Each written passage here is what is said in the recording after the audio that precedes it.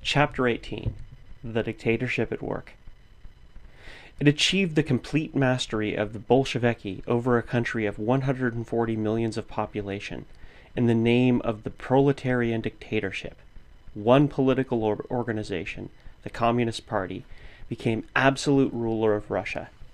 The proletarian dictatorship was not a dictatorship by the proletariat. Millions of people cannot all be dictators, nor can thousands of party members all be dictators. By its very nature, a dictatorship is limited to a small number of persons. The less of them, the stronger and more unified the dictatorship. In actual practice, dictatorship is always in the hands of one person, the strong man, whose will compels the consent of its nominal co-dictators. It cannot be otherwise, and so it was with the Bolsheviki. The real dictator was neither the proletariat nor even the Communist Party. Theoretically, the power was held by the Central Committee of the party, but actually was wielded by the inner circle of that committee, called the Political Bureau, or Politburo. But even the Politburo was not the real dictator, though its membership was less than a score. For in the Politburo, there were differing views on every important question, as there must be when there are many leads. The real dictator was the man whose influence secured the support of the majority of the Politburo. That man was Lenin, and it was he who was the real proletarian dictatorship, just as Mussolini, for instance, and not the fascist party, is dictator in Italy. It was always the views and ideas of Lenin that were carried out, from the very inception of the Bolshevik Party to the last day of Lenin's life, carried out when the entire committee was opposed to his opinion, and even when the Central Committee bitterly fought his proposals. On their first presentation, it was Lenin who always won. His will that prevailed. It was so in every critical period of Bolshevik history. It could not help being so, because dictatorship always means domination by the strongest personality, the supremacy of a single will. The whole history of the Communist Party, as that of every dictatorship, indisputably demonstrates this. Bolshevik writings themselves prove it. Here is sufficient to mention but a few of the most vital elements to substantiate my contention. In March 1917, when Lenin returned home from exile in Switzerland, the Central Committee of his party in Russia had decided to enter the coalition government formed after the abolition of the Tsarist regime. Lenin was opposed to cooperation with the bourgeois and Mensheviki who were in the government, yet notwithstanding that the party had already decided the question and that Lenin was almost alone in his opposition, his influence carried. The Central Committee reversed itself and took up Lenin's position. Later, in July 1917, Lenin advocated for an immediate revolution against the Kerensky government. His proposal was roundly condemned, even by his nearest comrades and friends, as foolhardy and criminal.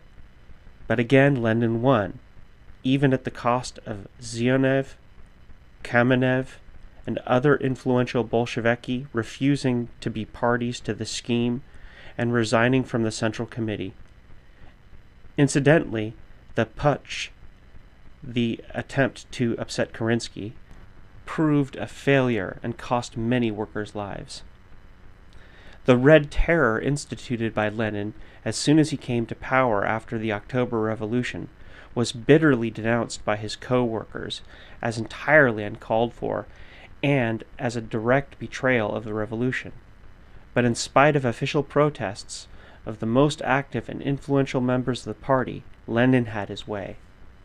During the Brest-Litovsk negotiations, it was again Lenin who insisted that peace on any terms be made with Germany, while Trotsky, Radek, and other important Bolshevik leaders opposed the Kaiser's conditions as humiliating and destructive.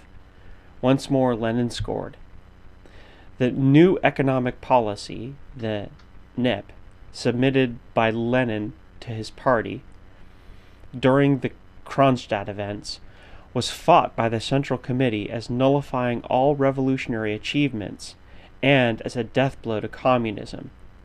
It was indeed a complete reversal of everything the revolution stood for, and a return to the very conditions that the Great October change had abolished.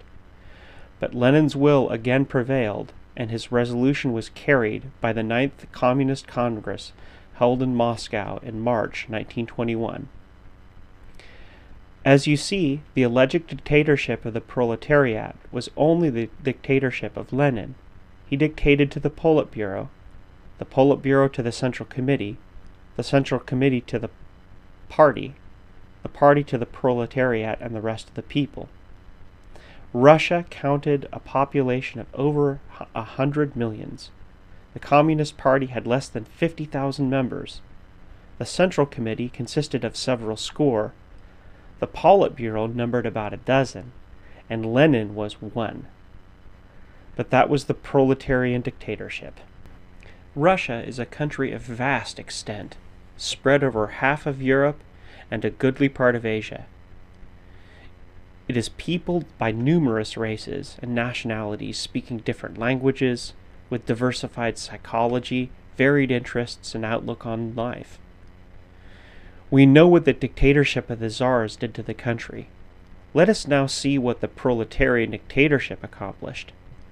Today, after over a decade of Bolshevik rule in Russia, we can form a fair estimate of its effects and examine the results it achieved.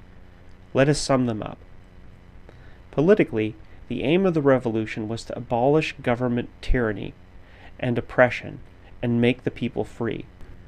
The Bolshevik government is admittedly the worst despotism in Europe, with the sole exception of fascist rule in Italy.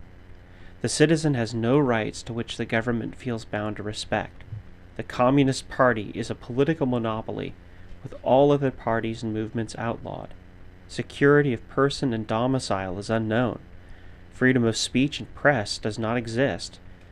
Even within the party, the least difference of opinion is suppressed and punished by imprisonment and exile, as witnessed the fate of Trotsky and his followers of the opposition. Independent opinion is not tolerated.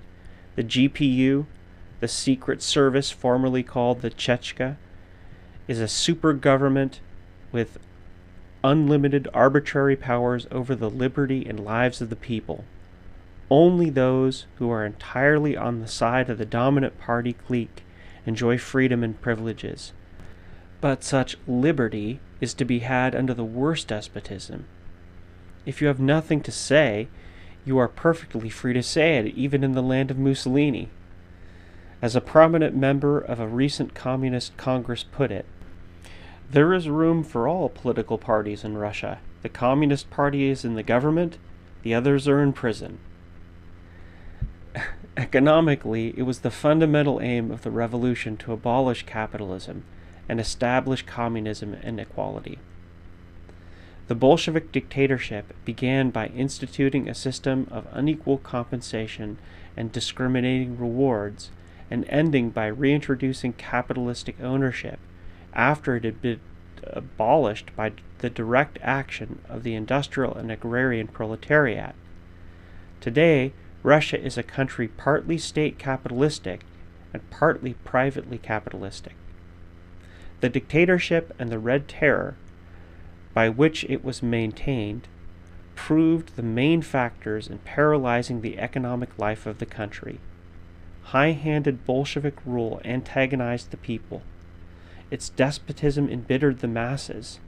The repression of every independent effort alienated the best elements from the revolution and made them feel that it had become the private concern of the political party in power.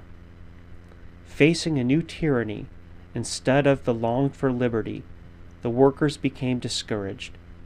They felt their revolutionary achievements taken from them and used as a weapon against themselves and their aspirations. The proletarian saw his factory committees subjugated to the dictates of the Communist Party and made helpless to protect his interests as a toiler.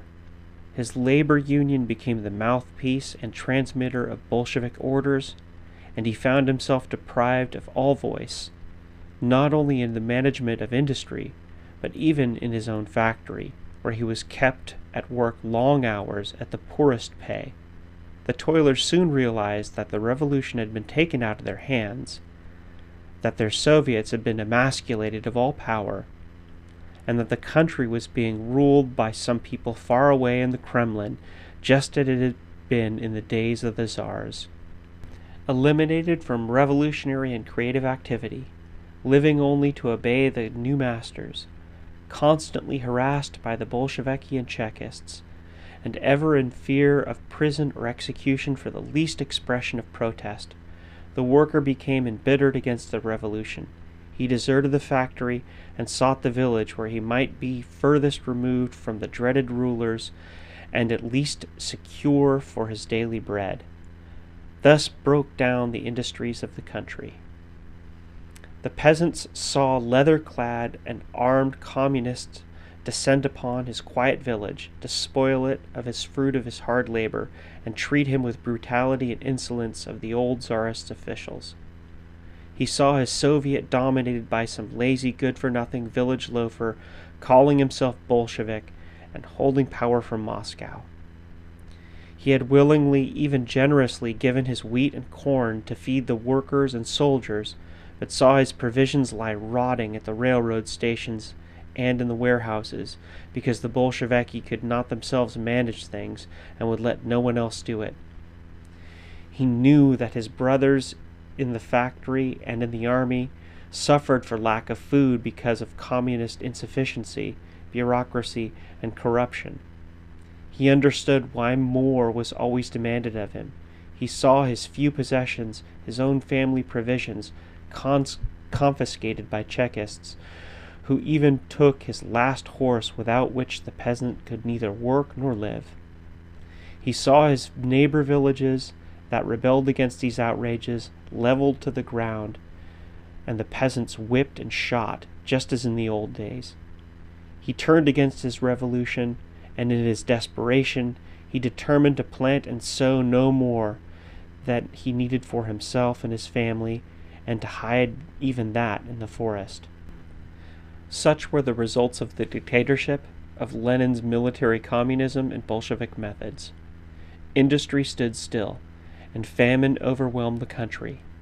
The general suffering, the bitterness of the workers, the peasant uprisings began to threaten the very existence of the Bolshevik regime. To save the dictatorship, Lenin needed to introduce a new economic policy, known as the NEP. The purpose of the NEP, also known as the NEP, was to revive the economic life of the country. It was to encourage greater production by the peasantry by allowing them to sell their surplus instead of having it forcibly confiscated by the government.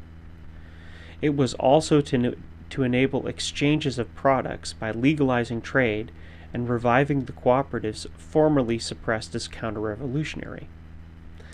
But the determination of the Communist Party to hold on to its dictatorship made all these economic reforms ineffectual, because industry cannot develop under a despotic regime.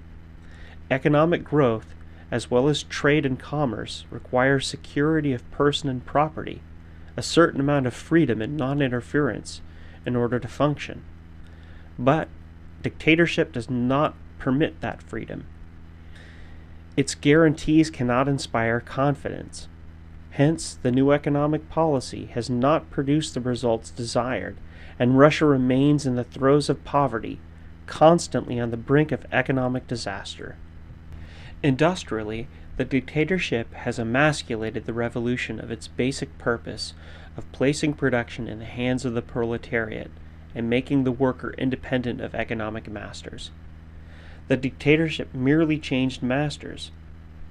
The government has become the boss instead of the individual capitalist, though the latter is now also developing a new class in Russia. The toiler has remained dependent as before, in fact, more so.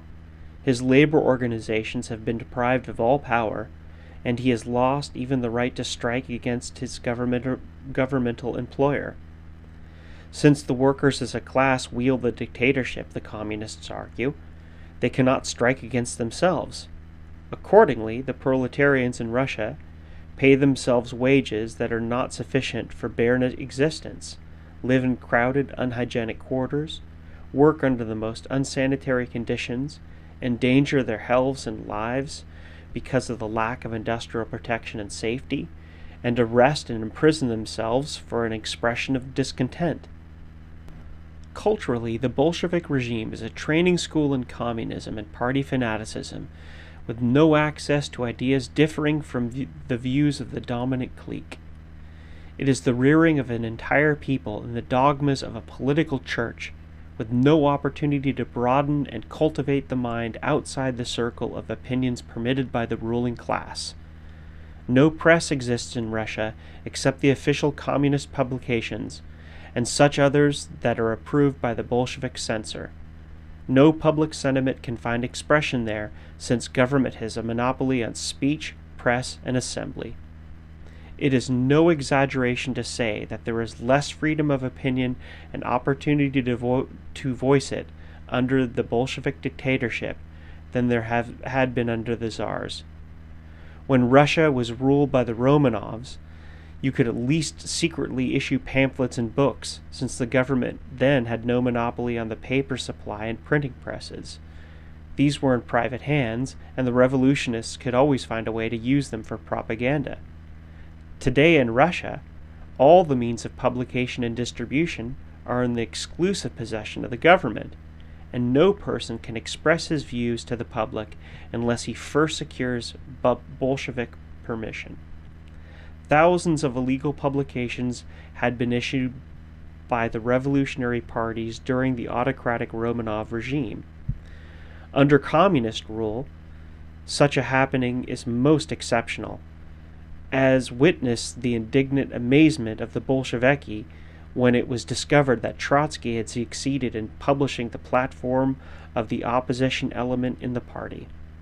Socially, Bolshevik Russia, 10 years after the revolution, is a country where no man can enjoy his political security or economic independence, where the hidden hand of the GPU is always at work, terrorizing the people by sudden night searches, arrests for no cause, secret denunciation for alleged counter-revolution out of personal revenge, imprisonment without hearing or trial, and year-long exile to the frozen north of Siberia or to the wastes of Western Asia. A huge prison where equality means the fear of all alike, and freedom signifies unquestioning submission to the powers that be. Morally, Russia represents the struggle of the finer qualities of man against the degrading and corrupting elements of a system built on coercion and intimidation. The revolution brought the best instincts of man to the fore: his manhood, his consciousness of human value, his love of liberty and justice. The revolutionary atmosphere inspired and cultivated these tendencies lying dormant in the people, particularly in the feeling against oppression, the hunger for freedom, the spirit of mutual helpfulness and cooperation. But the dictatorship has had the effect of counteracting these traits, arousing instead fear and hatred, the spirit of intolerance and persecution.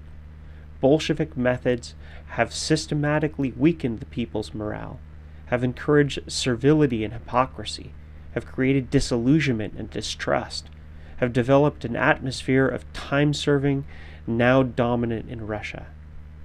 Such is the situation today in that unhappy land.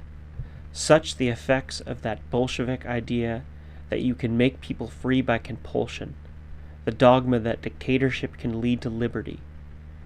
So you think the Russian Revolution failed because of dictatorship, you ask? Was not Russia too backward to make a success of it? It failed because of Bolshevik ideas and methods. The Russian masses were not too backward to abolish the Tsar, to defeat the provisional government, to destroy capitalism and the wage system, to turn the land over to the peasantry and the industries to the workers. So far, the revolution was the greatest success, and the people were beginning to build a new life built upon the foundation of equal liberty, opportunity, and justice. But the moment a political party usurped the reins of government and proclaimed its dictatorship, disastrous results were inevitable. Revolution, when it comes, must deal with the conditions as it finds them. It is the means and methods used, and the purpose for which they are used, that are vital. Upon them depends the course and fate of the revolution. Let us learn this lesson well, because the fate of revolution depends on it. You shall reap what you sow is the acme of all human wisdom and experience.